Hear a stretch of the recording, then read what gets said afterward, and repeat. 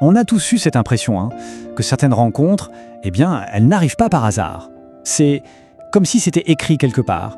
Aujourd'hui, on va plonger dans cette idée vraiment fascinante des contrats d'âme. Pour bien comprendre, on va commencer avec une image. Imaginez notre vie non pas comme une ligne droite, mais plutôt comme un immense plan de métro. Chaque station, c'est une étape clé. Chaque jonction, un carrefour de destin. Un endroit où les âmes se croisent. Parfois juste pour un instant, et d'autres fois pour un très long voyage. On connaît tous ça, Ces personnes qui débarquent dans notre vie avec une évidence qui nous dépasse, et puis celles qui repartent presque aussitôt. Mais si rien de tout ça n'était dû au hasard, si derrière chaque visage qu'on croise, il y avait en réalité un rendez-vous planifié bien avant notre naissance. C'est une question un peu vertigineuse, et elle nous amène droit au cœur du sujet. L'existence d'un contrat, d'un accord qui serait bien plus ancien que notre vie actuelle. L'idée, la voici. Les rencontres qui nous marquent, qui nous transforment, ce ne seraient pas des simples coïncidences. Non, ce seraient des engagements, des pactes scellés entre les âmes dans une autre dimension, bien avant qu'on entame notre voyage sur Terre. Alors concrètement, un contrat d'âme, c'est quoi ? Imaginez une sorte de feuille de route spirituelle. Un accord qu'on aurait rédigé nous-mêmes avec l'aide de guides avant même de s'incarner. Et le but de tout ça ? C'est simple. Nous aider à apprendre les leçons qui sont vraiment nécessaires à notre évolution vie après vie. D'accord. Si c'est une feuille de route, de quoi est-elle faite exactement ? Allez, on plonge dans l'anatomie de ce contrat pour mieux comprendre le plan de notre voyage. L'objectif de ce contrat, il est vraiment profond. Il s'agit de faire le bilan de nos vies antérieures pour voir quelles leçons il nous reste à intégrer. C'est pour ça qu'on coordonne des défis avec d'autres âmes. Chaque interaction est une chance de grandir, de débloquer notre potentiel. Au final, tout ça est orchestré pour servir un équilibre spirituel plus grand pour soi et pour les autres. Mais attention, ces rendez-vous planifiés ne sont pas toujours un long fleuve tranquille. Parfois, ça ressemble à de véritables collisions, des confrontations qui nous secouent jusqu'à la moelle et qui nous forcent à changer. Et puis, à l'opposé, il y a le coup de foudre. Cette connexion instantanée, quasi électrique, qu'on est totalement incapable d'expliquer avec des mots. Ça aussi, ce serait un contrat d'âme.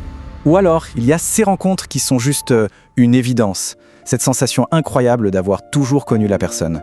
Comme si on reprenait une conversation qu'on avait mise sur pause il y a des siècles.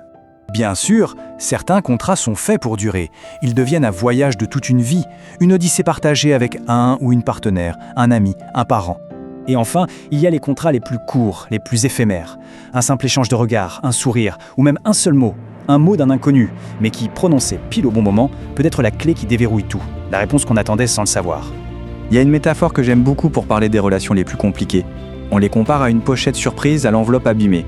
De l'extérieur, ça ne donne pas envie, c'est même rebutant. Mais à l'intérieur, il y a une petite pépite. Et si on a le courage et la patience de la polir, elle peut devenir un joyau d'une valeur inestimable. Ok, cette idée de plan, elle est assez séduisante. Mais si ce contrat est si important pour nous, une question se pose.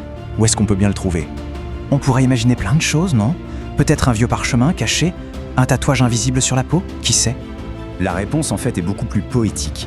Pas la peine de chercher à l'extérieur. Ce contrat est gardé précieusement au plus profond de nous, dans ce que le texte appelle notre coffre-fort intérieur. Et ce coffre, il ne contient pas que le contrat. Imaginez-le rempli de tous nos trésors, nos dons les plus spéciaux, nos pouvoirs cachés, nos savoirs les plus profonds. C'est là que notre âme aurait tout rangé avant de commencer le voyage. L'accès à ce trésor semble donc tout proche. Mais évidemment, ce n'est pas si facile. Il reste un dernier obstacle sur le chemin. Cet obstacle, on le décrit comme un mur de briques. Et les briques qui le composent, on les connaît tous. Ce sont nos peurs, nos croyances limitantes, vous savez, le fameux « je ne suis pas capable de » et tous nos doutes. Ce mur se dresse là, bien solide, juste devant le coffre qui contient nos plus beaux trésors. Et voilà le truc. Le but, ce n'est pas de démolir ce mur, non. Il s'agit d'apprendre à le traverser. C'est en arrêtant de se battre contre nos peurs et en apprenant à les dépasser qu'on peut enfin accéder à toute la sagesse qui nous attend juste derrière. Et on arrive à l'idée peut-être la plus forte de toutes. Ce trésor, ce coffre-fort intérieur avec notre contrat, nos dons, nos savoirs, il n'est pas fermé à double tour pour toujours. Il est là, il est disponible à chaque instant de notre vie. Mais attention, il y a une condition, une seule en fait. Il faut le vouloir. Et pas juste comme ça, du bout des lèvres. Non, il faut le vouloir réellement. Ce mot, il est capital. On ne parle pas ici d'une petite curiosité passagère, non, on parle d'une intention profonde, authentique, d'une vraie volonté de se connaître soi-même. Ce qui nous laisse avec cette pensée pour la fin. On cherche souvent des clés compliquées, des formules magiques pour accéder à notre vérité. Mais si, au fond, tout ça n'existait pas, Et si la seule et unique clé dont on ait besoin pour ouvrir le coffre de notre âme était simplement le courage et le désir sincère de regarder à l'intérieur ?